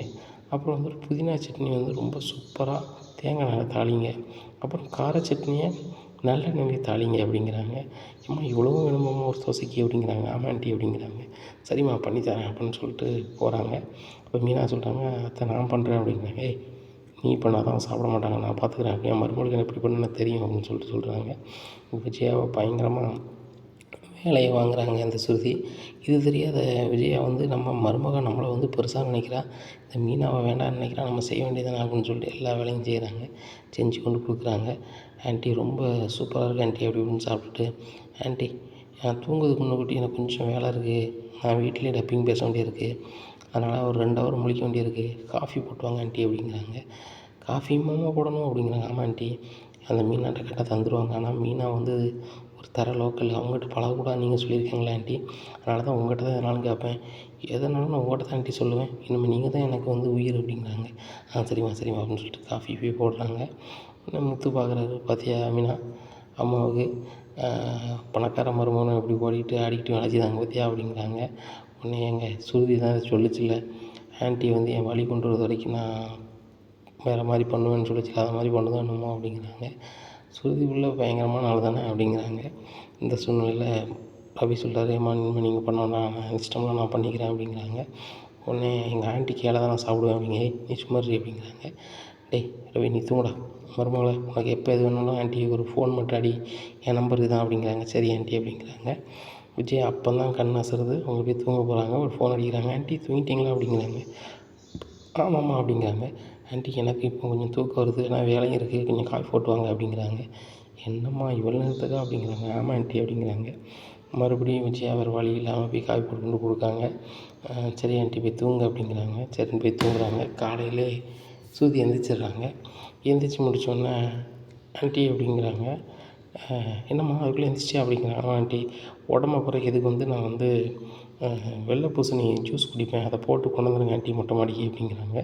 என்னம்மா மொட்டை மாடிக்கே கொண்டு வரணுமா அப்படிங்கிறாங்க. ஆமாம் ஆண்டி நான் மீனா கையில் ஒரு துரும்பு கூட நான் சாப்பிட மாட்டேன், நான் சாப்பிட்ற பொருள் எல்லாமே எங்கள் ஆண்டி செஞ்சால் தான் சாப்பிடுவேன், நீங்கள் யார் செஞ்சாலும் சாப்பிட மாட்டேன், ஏன் ரவி வாங்கி தந்தால் கூட சாப்பிட மாட்டேன், ரவி சொன்னால் கூட கேட்க மாட்டேன் அப்படிங்கிறாங்க. ஆகா ரோகிணி மாதிரி வாங்க போகிறான், நம்ம சொல்ல போகிறோம் கேட்க போகிறோம் அப்படின்னு சொல்லிட்டு இங்கே வெள்ளை பூசணி ஜூஸை போட்டு மாடிக்குள்ளே கொண்டு கொடுக்காங்க. ரோகிணி குடிச்சிட்டு அந்த ஸ்ருதி எக்ஸசைஸ் பண்ணுறாங்க. பின்னாடியே ரோகிணி போகிறாங்க. என்ன ஸ்ருதி என்கிட்ட ஏதாவது சொல்லியிருக்கலாமே அப்படிங்கிறாங்க. இல்லை ரோகிணி எங்கள் அத்தையை நான் எல்லாமே பார்க்கும்போது நம்ம அத்தை சொல்ல மட்டும் தான் கேட்பேன், அந்த மீனாட்ட பேசக்கூடாதுன்னு முடிவு பண்ணிட்டேன். மீனா என்ன சமைச்சி கிமைச்சி கொடுத்தாலும் நம்மகிட்ட வந்து கவர் பண்ணுறாங்க, எங்கள் ஆண்ட்டியே எல்லாமே பண்ணிடுவாங்க, அப்படி இருக்கும்போது நான் மீனாட்ட பேச வேண்டிய அவசியமே இல்லையே, நான் வேலைக்காரி மாதிரி நினச்சி தான் மீனாட்ட பேசினேன் அப்படிங்கிறாங்க. இங்கே விஜயாவுக்கு பயங்கர சந்தோஷம். ரைட்டு அவளை வேலைக்காரி மாதிரி தான் நினைக்க, நம்ம அத்தையாக நினைக்க அப்படின்னு நினைக்காங்க. இங்கே ஸ்ருதி நினைக்காங்க, மீனாவை நீங்கள் வேலைக்காரி மாதிரி தான் நடத்துகிறீங்க, அதே மாதிரி உங்களை நடத்துகிறேன், நீங்கள் எவ்வளோ நாள் தாங்குவீங்கன்னு பார்த்துருவோம், உங்கள் வழியிலே தான் வரேன். நீங்கள் மீனாவை என்னையும் பிரித்து நீங்கள் வந்து சுயலாபம் அடையலாம்னு நினச்சிங்க, உங்களை நான் படுத்துகிற பாடலை நீ பேசாமல் மீனாட்டையே பேசிட்டு போம்மா, பொருள் எது வேணுமோ மீனாட்ட கேட்டு போம்மா, என்கிட்ட எதுவுமே கேட்காதம்மா, நல்லா இருப்ப சுருதி என்னை விட்டுரு அப்படின்னு சொல்லுறதுல நான் பண்ணுறேன் பாருங்கள் அப்படின்னு சொல்லிட்டு நினைக்கிறாங்க. இந்த சூழ்நிலையில் ஆண்டி அப்படிங்கிறாங்க. என்னம்மா அப்படிங்கிறாங்க. நேற்று போட்டிருந்த ட்ரெஸ்ஸெல்லாம் ஒரு 4-5 ட்ரெஸ் இருக்குது ஆண்டி, அதை துவைக்கணும் அப்படிங்கிறாங்க. எடுத்து வைம்மா மீனா துவைச்சிருவா அப்படிங்கிறாங்க. இல்லை ஆண்டி மீனா கையில் நான் ஒரு வேலையும் செய்யறதுக்கு நான் அனுமதிக்க மாட்டேன், அந்த ட்ரெஸ்ஸை துவைச்சிருங்க ஆண்டி அப்படிங்கிறாங்க. இங்கே ரோகிணி முழிக்கிறாங்க. ஆண்டி ஸ்ருதியோட ட்ரெஸ்ஸை சோப் போடணுமா அப்படின்னு சொல்லிட்டு, என்ன ஸ்ருதி இப்படிலாம் சொல்கிறீங்க, ஆண்டி எப்படி பண்ண முடியும், எப்படி பண்ணுவாங்க அப்படிங்கிறாங்க. இல்லைம்மா நான் பண்ணுறேன் அப்படிங்கிறாங்க விஜயா. விஜயா என்ன மனசில் நினைக்காங்கன்னா, இந்த மாதிரி ஏதாவது ஒரு கதையை பண்ணி இந்த மீண்டும் அந்த மீனாவும் ஸ்ருதியும் பேசிடக்கூடாது, நானே சோப் போடுறேன் அப்படின்னு சொல்லிட்டு துணியை எடுக்கிறாங்க. துணியை எடுத்துகிட்டு போகிறத பார்த்தோன்னா மீனா, அத்தை நான் என்ன சோப் போடுறேன் அப்படிங்க, எனக்கு தெரியும்டி இது என் துணி இல்லை ஸ்ருதி துணி நான் தான்டி சோப் போடுவேன், ஸ்ருதி துணியை நீ தொட்ட அவ்வளோதான் அப்படிங்கிறாங்க. உடனே முத்து சொல்கிறாரு, மீனா உனக்கு இனிமேல் ரிலீஃப் தான், இதே மாதிரி ரோகிணியிலேருந்து எல்லாருமே அவங்கவுங்க கதையை எங்கள் அம்மாவே பார்த்துப்பாங்க, நீ பயங்கரமாக ரெஸ்ட் எடுக்கலாம், ஓன் துணி கூட அம்மாட்ட கூட துவைச்சி கொண்டு தருவாங்க அப்படிங்கிறாங்க. நான் அதுக்கு இவ துணியை துவைச்சி தரணும், ஆனால் துணி துவைக்க முடியாது, என் பணக்கார மருமக ஸ்ருதி துணி தான் துவைப்பேன் அப்படிங்கிறாங்க. உடனே ரோகிணி வராங்க. என்னம்மா இவ்வளோ நாள் ரோகிணியை தலையில் தூக்கி வச்சு ஆடினீங்க, இப்போ ஸ்ருதி உங்கள்கிட்ட பேசணுன்னே டபார்னு போட்டு உடச்சிட்டிங்க இந்த ரோகிணி அப்படிங்கிறாங்க. டேய் எனக்கு தெரியும்டா அப்படிங்கிறாங்க. ரோகிணி நீ வாம்மா அப்படிங்கிறாங்க. ஆண்டி நான் எதுக்கு அப்படிங்கிறாங்க. இல்லைம்மா ஆண்டி வந்து வாஷிங் மிஷினில் போட்டு துவைக்கிறேன், எனக்கு கொஞ்சம் ஹெல்ப் பண்ணு அப்படிங்கிறாங்க. இது என்னடா கொடுமையாக போச்சு. ஸ்ருதிக்கு வந்து துணி போடுறதுக்கு முடிஞ்ச ஆண்டி பண்ண வேண்டியதான். இப்போ என்னையும் இழுத்து விடுதாங்க. மீனாவே பண்ணியிருப்பாங்க. இந்த ஆண்டி வேறு மீனா கூட பேசக்கூடாதுன்ட்டு எல்லா வேலையும் பண்ணுறாங்க, நம்மளையும் பாடாப்படுத்துகிறாங்க அப்படின்னு நினைக்காங்க. இந்த சூழ்நிலையில் துணிமணி சோப் போட்டு கொண்டு போட்டிருந்தாங்க. ஆண்டி சூப்பராக போட்டிருக்கீங்க, இனிமேல் எல்லா துணியுமே கூட தந்துடுவேன் ஆண்டி, நீங்கள் தான் துவைக்கணும் அப்படிங்கிறாங்க. சரிம்மா அப்படின்னு சொல்லிட்டு வேறு வழியே இல்லாமல் சொல்கிறாங்க. இந்த சூழ்நிலையில் ஸ்ருதி டபார்னு ஃபோன் பண்ணுறாங்க. சார் நான் காலையில் பேச வேண்டியதில் நைட்டே பேசிட்டேன், இன்றைக்கி நான் வீட்டில் ரெஸ்ட் எடுக்க போகிறேன் அப்படிங்கிறாங்க. உடனே என்ன ஸ்ருதி நீ இன்றைக்கி வேலைக்கு போகலையா அப்படின்னு கேட்குறாங்க விஜயா ஸ்ருதிகிட்ட. இல்லை ஆண்டி நான் போகலை, இன்றைக்கி மதியம் ரெஸ்ட் எடுக்க போகிறேன், உங்கள் கையால் இன்றைக்கி வந்து மதிய சாப்பாடு செம்மையாக சாப்பிட போகிறேன் அப்படிங்கிறாங்க. என்னம்மா சொல்கிற, இப்போவும் வேலைக்கு போயிடுவேன், மதியம் வந்து ரவி கொண்டு வருவான், நீ இப்போ இங்கேயே சாப்பிட போகிற அப்படிங்க. ஆமாம் ஆண்டி, எனக்கு ரொம்ப நாளாக நாட்டுக்கோழி வச்சு சாப்பிடணுன்னு ஆசை, நாட்டுக்கோழி சாப்பிடணும் ஆண்டி அப்படிங்கிறாங்க. அப்போ கடையில் ஆர்டர் பண்ணுமா, கொண்டு வந்துடுவோம் அப்படிங்க. ஆண்டி கடையில் ஆர்டர் பண்ணால் வந்து அது சரி வராது ஆண்டி, அது வந்து நாட்டுக்கோழியே கிடையாது, கிராஸு பண்ணைக்கோழியாக இருக்கும், ஆனால் நீங்களே சந்தையில் போய் வாங்கிட்டு வாங்க, நாங்கள் காசு பிடிங்க அப்படிங்கிறாங்க. நானும் வாங்கிட்டு வரணும் அப்படிங்கிறேன். ஆண்டி உங்களுக்கு தான் பார்த்து வாங்க தெரியும் அப்படிங்கிறாங்க. ஒரு 1000 வாங்குறாங்க. என்னம்மா நான் இன்னும் சொல்லுதியம்மா, மீனா வேண்ட சொல்கிறேன் அப்படிங்கிறாங்க. ஆண்டி மீனா அந்த கோழியை தொட்டாங்க நான் சாப்பிட மாட்டேன் அப்படிங்கிறாங்க. இது வேறையா அப்படின்னு சொல்லிட்டு ரோகிணி நீங்கள் நீ பார்லர் போகண்டா அப்படிங்கிறாங்க. ஏன் ஆண்டி அப்படிங்கிறாங்க. 2 பேரும் சந்தைக்கு போண்டிருப்போம் அப்படின்னு சொல்லிட்டு கூப்பிட்டு போகிறாங்க. ஆண்டி சுருதிக்காக என்ன லீவ் போட வச்சிங்கன்னா என்ன ஆண்டி அப்படிங்கிறாங்க. இல்லைம்மா நீனும் பெரிய பணக்காரி, அவளும் பெரிய பணக்காரி, உங்கள் 2 பேருக்கும் நல்ல பாசம் வந்துடும், அதுபோக நம்ம சொல்ல மீறியே கூடாதுன்னா அவன் சொல்லதை நம்ம செஞ்சு தாகணும் அப்படிங்கிறாங்க. இங்கே ரோஹிணிக்கு ஸ்ருதிக்கு பயங்கர சந்தோஷம். மீனா ஃபோன் அடி சொல்கிறாங்க. மீனா உங்களை நான் பாடப்படுத்திகிட்டு இருந்தாங்க நம்ம ஆண்டி, இப்போ நான் அவங்கள பாடப்படுத்திக்கிட்டு இருக்கேன் அப்படிங்கிறாங்க. ஏன் ஸ்ருதி இப்படி பண்ணுறீங்க, அவங்க நம்மளுக்கு அத்தை அப்படிங்கிறாங்க. இல்லை உங்கள் கஷ்டம் அவங்களுக்கு தெரியணும்னு சொன்னால் அவங்க வழியிலே போனால் தான் சரி, நீங்கள் சும்மா இருங்க, உங்களுக்கு தெரியாது. இப்போ நாட்டுக்கோழி வாங்கிட்டு வர சொல்லியிருக்கேன், வாங்கிட்டு வரும்போது தான் வேடிக்கை இருக்குது அப்படிங்கிறாங்க. இந்த நாட்டுக்கோழியை வந்து வாங்கிட்டு இருக்காங்க. வாங்கும்போது ஃபோன் அடிக்கிறாங்க ஸ்ருதி. ஆண்டி நீங்கள் வாங்கி இந்த கடையில் கொடுத்து அந்த தொழில்கிட்டே உரிச்சிடாதாங்க, நீங்களே வந்து அந்த முடியெல்லாம் பிடுங்கி உரிங்க அப்படிங்கிறாங்க. ஏம்மா அது சரி வராதுமா. இல்லை ஆண்டி அதுதான் ரொம்ப சத்து அப்படிங்கிறாங்க. அதான் நான் சாப்பிடுவேன் எங்கள் வீட்டில் அப்படி தான் அப்படிங்கிறாங்க. என்னம்மா நீ அப்படின்னு சொல்லிட்டு வீட்டுக்கு போகிறாங்க. ரோகிணி இந்த கோழியில் முடியெல்லாம் பிடுங்கு அப்படிங்கிறாங்க. முடியெல்லாம் பிடுங்கி தோலையெல்லாம் உரித்து சுட்டு அதை கொத்தி கறி குழம்பு வைக்காங்க. குழம்பு ஆண்டி செம மணமாக இருக்குது அப்படிங்கிறாங்க. ஆமாம்மா அப்படிங்கிறாங்க.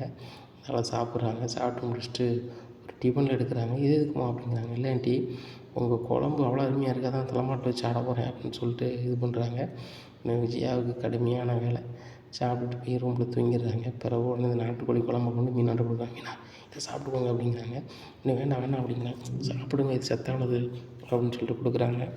இதை மீனாக சாப்பிட்டு பார்த்துட்டு பரவாயில்ல நம்ம அத்தை சூப்பராக தான் வைக்காங்க அப்படின்னு சொல்லிட்டு இருக்கும்போது முத்து வந்துடுறாரு. என்னது மீனா டிஃபனில் அப்படிங்கிறாங்க. உங்கள் அம்மா வச்சு நாட்டுக்கோழி குழம்பு அப்படிங்கிறாங்க. சாப்பிட்டு பார்த்துட்டு எங்கள் அம்மாவும் செம்மையாக தானே சமைக்காங்க அப்படிங்கிறாங்க.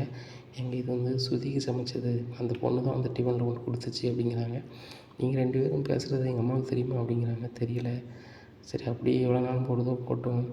அப்போ தான் மீனா அந்த ஸ்ருதி சொல்லுற மாதிரி அம்மாவுக்கு உன் கஷ்டம் என்னன்னு புரியும். இல்லைன்னு வச்சுக்கோ, நீ காலத்துக்கு இந்த வீட்டில் வேலைக்காரி மாதிரி தான் இருக்கணும், ஒரு வீட்டு வேலை செய்வது எவ்வளோ கஷ்டம் அப்படின்னு அவங்களுக்கு புரியணும் அப்படிங்கிறாங்க. ரோஹிணிக்கு ரொம்ப கஷ்டமாக தெரியுது. நம்ம பணக்காரின்னு நினச்சி சம மரியாதை கொடுத்துட்ருக்காங்க, என்றைக்கு நம்ம ஏழைன்னு தெரிய போதும் அன்றைக்கி ரொம்ப இதாகிரும். நம்ம அம்மா வேறு ஹாஸ்பிட்டலில் இருக்காங்க, என்னாச்சு எதாச்சுன்னு தெரியலையே அப்படின்னு சொல்லிட்டு ஃபோன் அடிக்கிறாங்க. அம்மா அப்படிங்கிறாங்க. எனக்கு சுத்தமாக முடியலடி, உனக்கு நானே ஃபோன் பண்ணலான்னு இருந்தேன், நீனே ஃபோன் அடிச்சிட்ட அப்படிங்கிறாங்க. என்னம்மா என்ன செய்யுது அப்படிங்கிறாங்க. எனக்கு மூச்சே விட முடியலடி, நீ முதல்ல வாரியா அப்படிங்கிறாங்க. உடனே சரிம்மா நான் வரேன் அப்படின்னு சொல்லிட்டு கிளம்பி போகிறாங்க. அப்போ விஜயா வராங்க. எங்கே ரோஹிணி போகிற, கடையில் லீவ் போட சொன்னோம்னா இன்றைக்கி அப்படிங்கிறாங்க. இல்லை ஆண்டி ஸ்டாஃப்லாம் வந்திருக்காங்க, அவங்க எப்படி பண்ணுறாங்கன்னு பார்த்துட்டு மட்டும் ஓடி வந்துடுறேன் அப்படிங்க. சரி போய்ட்டு வா அப்படிங்கிறாங்க. நேராக ஹாஸ்பிட்டல் போகிறாங்க. அப்போ ரோஹிணியோட அம்மா சொல்கிறாங்க, எனக்கு ஒரு மாதிரி இருக்குது, கிறிஸ் ரொம்பவே அழுறான் பயப்படுறான், நீ கொஞ்சம் கூட ரெடி, எனக்கு ஏதாவது ஆகிட்டுனா அவனுக்கு யாருமே இல்லைன்னு ஆயிடுவான், அதனால் இன்றைக்கோ நாளைக்கோ நான் இருக்கேன், என் தலைமாட்டில் இருக்கடி அப்படிங்கிறாங்க. அப்படிமா இருக்க முடியும் அப்படிங்கிறாங்க. இப்படி இக்கட்டான சூழ்நிலையில் கூட அம்மா தலைமாட்டில் நீ இருக்க மாட்டியா, எனக்கு ஏதாவது ஒன்றுனா கிறிஸோட நிலைமையை நினச்சிப்பாரு அப்படிங்கிறாங்க. நான் பார்த்துக்குவேன், இப்போ வித்யா வர சொல்லியிருக்கேன், வித்யா அவங்களோட இருப்பா அப்படிங்கிறாங்க. நான் ஒன்றை பற்றினா வித்யாவை பற்றினா அதை சொல்லம்மா, எனக்கு ஒரு வழி தெரிலம்மா, நான் வீட்டில் இன்றைக்கி இருக்க நிலமை ரொம்ப மோசமாக இருக்குது அப்படிங்கிறாங்க. நீ ஒவ்வொரு நாளும் இப்படி சொல்லிக்கிட்டே இருக்க, எனக்கு முடியாமல் இருக்கேன், எனக்கு மூச்சு விட முடியல, என் வாழ்க்கை முடிஞ்சிட்டுன்னா அப்போமாவது நீ கிறிஷை பார்க்குற மாதிரி இருக்கணும். முன்னாடி உனக்கு கிறிஷை விட என்னடி பெரிய விஷயம்? உனக்காக நான் எவ்வளோ தியாகம் பண்ணியிருக்கேன், எனக்காக இதை கூட தியாகம் பண்ண மாட்டியா? எனக்கு இக்கட்டான சூழ்நிலை இருக்காண்டி புரிஞ்சுக்காடி அப்படிங்கிறாங்க. சரிம்மா, எது என்ன நடந்தாலும் சரி தான், நான் ஹாஸ்பிட்டல் விட்டு போகலை அப்படிங்கிறாங்க. சரிடி அப்படிங்கிறாங்க. வித்தியா வந்துடுறாங்க. அம்மா உங்களுக்கு எப்படி இருக்குது அப்படிங்கிறாங்க. பரவாயில்ல, ஆனால் திடீர்னு மூச்சு விட முடியலம்மா, டாக்டர் சொல்கிறாங்க திடீர்னு மூச்சு விட முடியல அப்படின்னா வந்து சிலிண்டர் போடணும் அது இதுங்கிறாங்க. எனக்கு பயமாக இருக்குமா. ரோகிணிகிட்ட சொன்னால் வந்து எனக்கு இருக்க சூழ்நிலையில் வந்து கிறிஷ் பக்கத்தில் இருக்க முடியல அப்படி இப்படிங்கிறா. திடீர்னு அவள் போயிட்டானா, நீ தயவுசெய்து கிறிஷை கொஞ்சம் பார்த்துக்காமா அப்படிங்கிறாங்க. சரிம்மா நீங்கள் பயப்படாத, நான் பார்த்துக்குறேன் அப்படி இப்படிங்கிறாங்க. உடனே எனக்கு ஃபோன் வந்துச்சுன்னா நான் போவேன் வித்யா, அப்போ நீ பார்த்துக்கோ அப்படிங்கிறாங்க.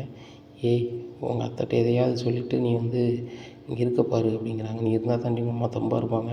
முதல்ல உங்கள் அம்மா இந்த ஹாஸ்பிட்டல் விட்டு எந்திரிச்சு வீட்டுக்கு வந்துட்டானா தெம்பாயிருவாங்க. அது வரைக்கும் நீ கொஞ்சம் அவங்களுக்கு தெம்பு கொடு, நீ வேணால் ஃபோன் அடி அப்படிங்கிறாங்க. இல்லை நான் அடிக்கலை அப்படிங்கிறாங்க. இவள் ஃபோன் அடிக்கணும், நம்ம தான் அடிக்கணும் அப்படின்னு சொல்லிட்டு நேராக ஃபோன் அடிக்கிறாங்க. ஃபோன் அடித்து ஆண்டி நான் வந்து வித்யா பேசுகிறேன் அப்படிங்கிறாங்க. யார் வித்யாவா? ரோகிணி ஃப்ரெண்டு பேசுகிறேன், சொல்லு அப்படிங்கிறாங்க. எனக்கு வந்து நாளைக்கு பொண்ணு பார்க்க வராங்க, எங்கள் பூர்வீக கிராமத்துக்கு போகிறேன், அங்கே ரோகிணியும் கூப்பிட்டு போகிறேன் அப்படிங்கிறாங்க. உனக்கு மாப்பிள்ளை பார்க்க வராங்கன்னா அவன் எதுக்கு அப்படிங்கிறாங்க. எனக்கு கூட பிறந்த அக்கா தங்கச்சி கிடையாது, அவ்வளோதான் அக்கா தங்கச்சின்னு நினைக்கிறேன், கூப்பிட்டு போகிறேன் அப்படிங்கிறாங்க. இல்லை அவன் வரமாட்டான் அப்படிங்கிறாங்க. ஆண்டி வரமாட்டான்னு சொல்கிறதுக்கு இது பண்ணல, நாங்கள் 2 பேரும் காரில் போயிட்டுருக்கோம், சென்னையிலேருந்து ஒரு 20 கிலோமீட்டர் தள்ளி போயிட்டோம், இன்னும் வந்து அவள் 2-3 நாள் கழிச்சு தான் வருவா அப்படிங்கிறாங்க. என்னது, கல்யாணம் முடிஞ்ச பிள்ளை உன்ட்ட அவர் சொந்தமாக பார்லர் வச்சுருக்கா, உன் கூட வருவாளா? அதெல்லாம் வரமாட்டான் அப்படின்னு சொல்லிட்டு ரோகிணி ஃபோன் அடிக்காங்க. ரோகிணி ஹலோ ஆண்டி அப்படிங்கிறாங்க. உன் ஃப்ரெண்டு ஃபோன் பண்ணி அவளுக்கு மாப்பிள்ளை பார்க்க வராங்க, 2-3 நாளைக்கு நீ வரமாட்டேன்னு சொல்கிறாங்க அப்படிங்கிறாங்க. ஆமாம் ஆண்டி, என்னால் வர முடியாது அப்படிங்கிறேன். என்ன வர முடியாது? நீ உன் பார்லர் போயிட்டு வரேன்னு சொன்னேன், அதுக்குள்ளே இப்போ நீ 20 கிலோமீட்டர் தாண்டி சென்னை தாண்டி போயிட்டுருக்காங்க, அப்போ எங்கே தான் போயிட்டுருக்கீங்க 2 பேரும் அப்படிங்கிறாங்க. உடனே டவார்னு சொல்லிட்டு ஆண்டி அவளுக்கு சொந்த ஊர் வந்து ஆந்திரா ஆண்டி, ஆந்திராவுக்கு போயிட்டுருக்கோம் அப்படிங்கிறாங்க. ஏம்மா அவனுக்கு கொஞ்சமாவது அறிவு இருக்கா? நீ மனோஷ்டியாவது என்கிட்டயா சொல்லிட்டு தானே போகணும் அப்படிங்கிறாங்க. ஆண்டி இக்கட்டான சூழ்நிலை என்ன செய்ய முடியும் அப்படிங்கிறாங்க. அவளுக்கு அவளை பொண்ணு பார்க்க வர்றது இக்கட்டான சூழ்நிலையா? இது சரியில்லை ரோகிணி அப்படி இப்படின்னு பேசுகிறாங்க. ஆண்டி நான் வந்து உங்கள்கிட்ட வந்து சொல்லணும்னு நினச்சேன், நீங்களே ஃபோன் அடிச்சிட்டீங்க ஆண்டி, ஃபோனை வைங்க, நான் எதனாலும் பிறகு பேசிட்டுன்னு சொல்லிட்டு கட் பண்ணிடுறாங்க. இவளுக்கு என்னாச்சு, இவளுக்கு ஒழுங்காக தானே இருந்தா, இப்போ இந்த வித்யாவுக்கு மாப்பிள்ளை பார்க்குறதுக்கு இவன் எதுக்கு போகணுன்னு நினைக்கிறா அப்படின்னு சொல்லிட்டு ரொம்ப யோசிக்கிறாங்க. உடனே ஆண்டி அப்படின்னு சொல்லிட்டு இவங்க கூப்பிட்றாங்க. ஸ்ருதி என்னம்மா அப்படிங்கிறாங்க. ரொம்ப உடம்பு வலிக்கு ஆண்டி, கொஞ்சம் வெந்நி போடுங்க, நான் குளிக்கணும் அப்படிங்கிறாங்க. ஏம்மா வெந்நிலாம் போடுங்க ஆண்டி அப்படிங்கிறாங்க. இல்லை ரோகிணி திடீர்னு வித்யாவை பொண்ணு பார்க்க வரான்னு சொல்லிட்டு போயிட்டா, அதான் மனோஜ்கிட்ட ஃபோனில் பேசணும் அப்படிங்கிறாங்க. ஆண்டி வெந்நி போட்டு அது கூட பேசுங்க அப்படிங்கிறாங்க. வேறு அப்படின்னு சொல்லிட்டு வெந்நி போட்டு ஒன்று கொடுக்குறாங்க. ஆண்டி அந்த இளம் சூடாகிறதுக்கு கொஞ்சம் பச்சை தண்ணி அதையும் கலந்து வைங்க அப்படிங்கிறாங்க. என்னம்மா நீ அப்படின்னு சொல்லிட்டு மீனா அப்படிங்கிறாங்க. அத்தை அப்படிங்கிறாங்க. இவளுக்கு வெந்நியை கலந்து வை அப்படிங்கிறாங்க. அத்தை நான் அவன் தான் சொன்னது தான், மீனா செஞ்சால் நான் குளிக்க மாட்டேன் அப்படிங்கிறாங்க. இது வேறையா அப்படின்னு சொல்லிட்டு கலந்து வச்சுட்டு குளிமா அப்படின்ட்டு.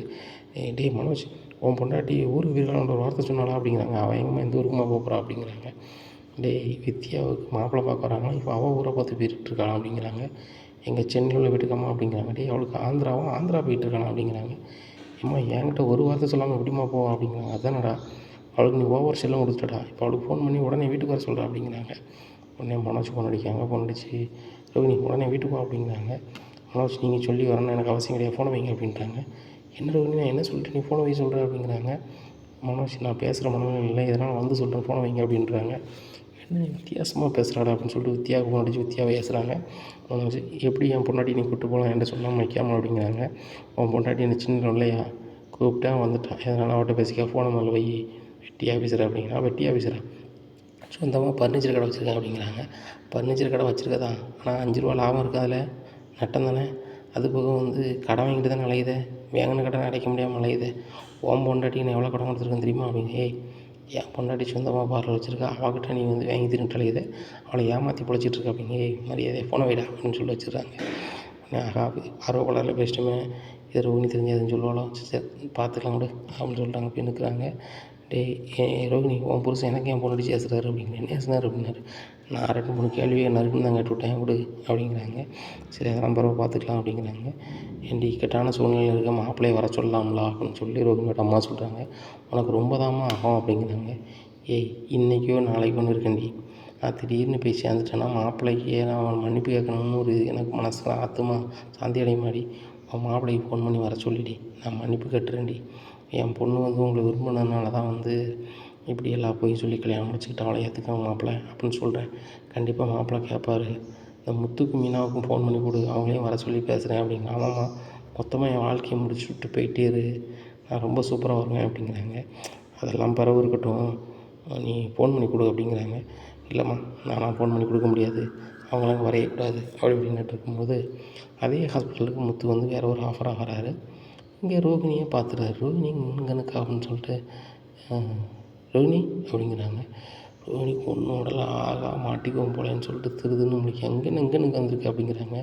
இல்லை, எங்கள் ஃபர்னிச்சர் கடை விஷயமா ஒரு ஆஃபர் விஷயமா போடாத விஷயமா வந்து பேச வந்திருக்கேன் அப்படிங்க. அப்படியா அப்படின்னு சொல்லிட்டு அவர் போயிடுறாரு.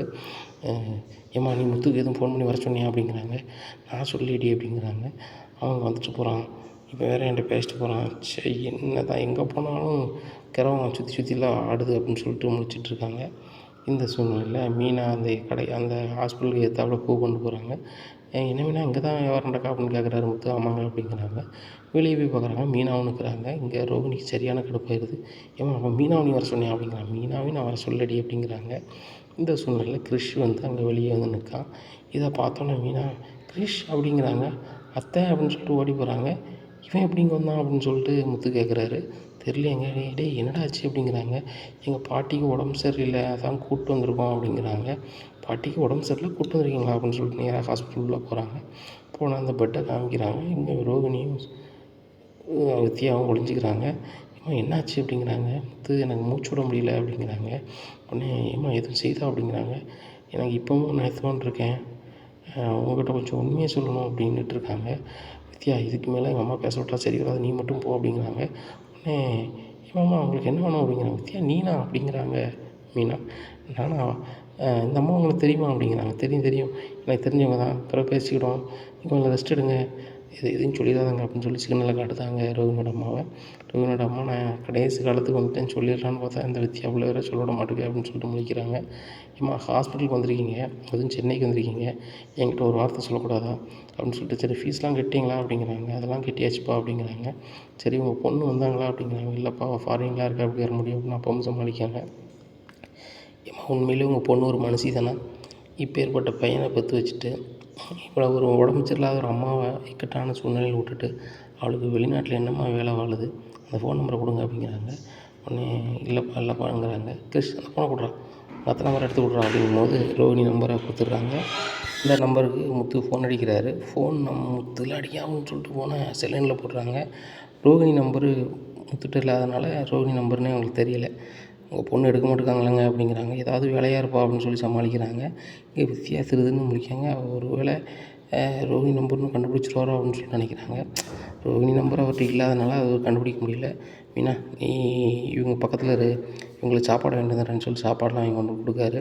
உடனே ஏம்மா, நீங்கள் கவலைப்படாதவங்க ஒன்றும் ஆகாது, மீனாவும் நானும் தொழில் விஷயமாக தான் வந்தோம், நான் கஸ்டமரை கொண்டு இறக்கி விட்டுட்டு வந்துடுறேன், மீனாவும் பைக்கை விட்டுட்டு ஆட்டோவில் வந்துடுவோம்மா, நைட்டு உன் கூட இருப்பா, நீங்கள் கவலைப்படாதீங்க அப்படிங்கிறாங்க. இல்லை முத்து, நான் பார்த்துப்பேன், நீங்கள் வேண்டாம் அப்படிங்கிறாங்க. அவங்க வித்யா சொல்கிறாங்க. இல்லை, நான் பார்த்துக்கிறேன் அப்படிங்கிறாங்க. வித்யா, முதல்ல உனக்கு எப்படி தெரியும் அப்படிங்கிறாங்க. ஆகா, மீனா டவுட் ஆரம்பிச்சிட்டாளா அப்படின்னு சொல்லிட்டு. இல்லை, எங்கள் பூர்வீக கிராமம் இவங்க கிராமம் ஒன்று, அதன் அடிப்படையில் தெரியும் அப்படிங்கிறாங்க. முன்னாடி நீங்கள் சொல்லவே இல்லை அப்படிங்கிறாங்க. இல்லை, நீங்கள் கேட்கவே இல்லையே அப்படின்னு சமாளிக்கிறாங்க. முத்து சொல்கிறாங்க, நான் பார்த்துக்கிறேன், நீங்கள் கிளம்ப வித்யா அப்படிங்கிறாங்க. இல்லை முத்து, நீங்கள் கிளம்புங்க, நான் பார்த்துக்கிறேன் அப்படிங்கிறாங்க. சரி மீனா, நம்ம போய் இந்த இதை முடிச்சுட்டு வந்துடுவோம், ஏம்மா பார்த்துக்கோங்க, நான் வரேன் அப்படின்னு சொல்லிட்டு கிளம்பி போகிறாங்க. இங்கே வீட்டில் வந்து நடந்ததை அண்ணாமல்கிட்ட சொல்கிறாங்க. இப்போ கிறிஷோட பாட்டிக்கும் உடம்பு சரியில்லை, கிறிஷ் ஒத்தியில் ஹாஸ்பிட்டலில் அந்த அம்மா தான் கூப்பிட்டு வந்துட்டேன் அப்படிங்கிறாங்க. விஜயா ரொம்பவே சத்தம் போகிறாங்க, எப்படி கிறிஷ் வந்து வீட்டுக்கு கூப்பிட்டு வரலாம் வைக்கலான்னு சொல்லிட்டு. ஸ்ருதி சொல்கிறாங்க, ஆண்டி அப்படிங்கிறாங்க. என்ன அப்படிங்கிறாங்க. அந்த பையன் இருந்தால் இருந்துட்டு போட்டுமே அப்படிங்கிறாங்க. இல்லைம்மா, இதுக்கு நீ அவ்வளோ சப்போர்ட் பண்ணாத, எப்பவும் போல உனக்கு எதிரி தான் அப்படிங்கிறாங்க. ஆண்டி, நான் அதான் சொல்லலை, இந்த குழந்தை வந்து இப்போதைக்கு நீங்கள் வந்து ஆதரவு கொடுத்தீங்கன்னா உங்களை எல்லோரும் பெருசாக பேசுவாங்க, மதிப்பாங்க ஆண்டி, அதான் அப்படி சொல்கிறேன் அப்படிங்கிறாங்க. அப்படியாம்மா, நீ பணக்காரி, உனக்கு 4 விவரம் தெரியுமா, சரிம்மா இருக்கட்டும் அப்படின்றாங்க. மீனா அப்படி கண்ணை கட்டுறாங்க. போங்க, இதெல்லாம் நான் பார்த்துக்குறேன் அப்படின்னு சொல்லிட்டு. இங்கே விஜயாவுக்கு தெரியல, ஸ்ருதி வந்து தன்னை வேலைக்காரியாகவே மாற்றிட்டாங்க அப்படின்ட்டு. இந்த சூழ்நிலையில் மனோஜ் வீட்டுக்கு வர்றாரு. ஏம்மா, ரோகிணி வந்து ஃபோனை கட் பண்ணுறா, மரியாதையாகவே பேச மாட்றா, எங்கே போனா ஏது போனான்னு சொல்ல மாட்றா அப்படிங்கிறாங்க. வர வர அவள் நடவடிக்கையே சரியில்லையேடா, அவள் யார் என்ன வரன்னு சொல்லி நம்மளா விசாரிக்கணும் அப்படிங்கிறாங்க. உடனே முத்து அப்படி திரும்பி பார்க்குறாரு. இங்கே கிறிஷ் வந்து நம்ம அம்மாவை பற்றி சொல்லிடுவோமா அங்கிள்கிட்ட அப்படின்னு சொல்லிட்டு, அங்கிள் அப்படிங்கிறாங்க. என்ன அப்படிங்கிறாங்க. உங்கள்கிட்ட ஒரு உண்மையை சொல்லணும் அப்படிங்கிறாங்க. என்ன அப்படிங்கிறாங்க. எங்கள் கல்யாணி அத்தை யாருன்னு தெரியுமா அப்படிங்கிறாங்க. எனக்கு எப்படிடா தெரியும், ஃபோனும் அடித்தேன், அவங்க ஒரு பதிலும் பேசலை அப்படிங்கிறாங்க. அவங்க வேறு யாரும் இல்லை, உங்கள் வீட்டில் இருக்காங்களா கல்யாணின்னு சொல்லிட்டு, அவங்க தான் உங்கள் வீட்டு கல்யாணி எங்கள் வீட்டில் இருக்காங்களா, இல்லை ரோஹிணின்னு சொல்லிட்டு உங்கள் வீட்டில் இருக்காங்களா, அதுதான் எங்கள் அம்மா அப்படிங்கிறாங்க. என்னது, ரோஹிணி தான் உங்கள் அம்மாவா அப்படிங்கிறாங்க. என்னடா சொல்கிற அப்படிங்கிறாங்க. ஆமாம் அங்கிள் அப்படிங்கிறாங்க. மீனா இவன் எப்படி சொல்கிறான் மீனா அப்படிங்கிறாங்க. டே கிரிஷ் என்னடா சொல்கிற அப்படிங்கிறாங்க. ஆமாம் அத்தை, எங்கள் அம்மாக்கிட்ட தான் வந்து எங்கள் அம்மா இருக்காங்க. என்னது உங்கள் அம்மாக்கிட்ட உங்கள் அம்மா இருக்காங்களா அப்படிங்கிறாங்க. இல்லை எங்கள் பாட்டிக்கிட்ட தான் எங்கள் அம்மா இருக்காங்க, நீங்கள் வேணால் கூட்டி போங்க நான் காமிக்கிறேன் அப்படிங்கிறாங்க. உடனே வா அப்படின்னு சொல்லிட்டு நேராக போகிறாங்க. அங்கே வந்து கிரிஷோட பாட்டிக்கு வந்து ஊட்டிக்கிட்டு இருக்காங்க ரோகிணி. இதை முத்து மீனாவும் அங்கே போய் நிற்கிறத பார்த்தோன்னா ரோகிணி ரொம்பவே ஷாக் ஆகிடுறாங்க. வித்யாவுக்கு ஒரு பதிலும் சொல்ல முடியல, என்ன சொல்லி சமாளிக்கலான்னு தெரியலேன்னு சொல்லிட்டு, ரோகிணி உங்கள் வீட்டில் எல்லாருமே பாசக்காரங்க தான் அப்படி இப்படின்னு பேசிகிட்டு இருக்காங்க. வித்யா ரொம்ப சமாளிக்காதீங்க, எல்லா விஷயமும் உங்களுக்கு தெரிஞ்சிட்டு அப்படிங்கிறாரு முத்து. இதை கேட்ட ரோகிணி ரொம்பவே ஷாக் ஆகிறாங்க. இனி என்ன நடக்கும் அப்படிங்கிறத பொறுத்து வந்து பார்க்கலாம். நம்ம சேனலை நீங்கள் மறக்காமல் லைக் அண்ட் சப்ஸ்கிரைப் பண்ணுங்கள். நன்றி, வணக்கம்.